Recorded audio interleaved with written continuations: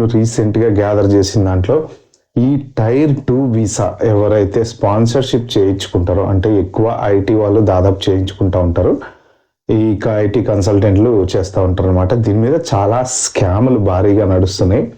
So మీరు ఎవరు డబ్బులు అయితే నష్టపోమాకండి, ఉంటుందని మీరు ఊహించుకొని డబ్బులు ఖర్చు పెట్టకండి. ఎంప్లాయ్మెంట్ లేదు, నేను అన్ని వీడియోస్లో అదే చెప్తున్నా. యూకేలో ఎంప్లాయ్మెంట్ లేదు. మీరు టైర్ 2 మీద 25 lakhs 30 lakhs ఖర్చు పెట్టి ఇక్కడికి వచ్చి ఆఫ్ లైసెన్స్ షాప్లలో, సూపర్ మార్కెట్లలో పనిచేసుకుంటూ, ట్యాక్స్ కట్టుకుంటూ, మీరు కష్టాలు పడి ఇది 5 ఏళ్ళు పిఆర్ని 10 ఏళ్ళు చేస్తే ఆ 10 ఏళ్ళు మీరు ఇట్లా కష్టాలు పడుతూనే ఉండాలి. 10 ఏళ్ళు కూడా మీరు జాగ్రత్తగా ట్యాక్స్లు కట్టాలి.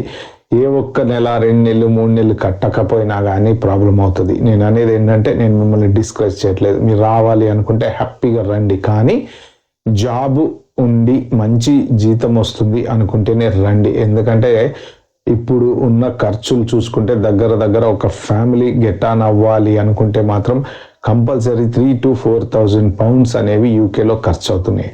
సో అంత అమౌంట్ మీకు సంపాదించాలి అంటే దగ్గర 50 to 60K శాలరీ ఉండాలండి. 60K అంటే మీ చేతికి 3,700 800 వస్తాయి. ఒకవేళ మీకు అంత శాలరీ వచ్చే జాబ్ వచ్చింది, మీరు టైర్ 2 చేయించుకొని వచ్చారు అంటే జాబ్ ఎన్ని రోజులు ఉంటుందో గ్యారంటీ లేదు.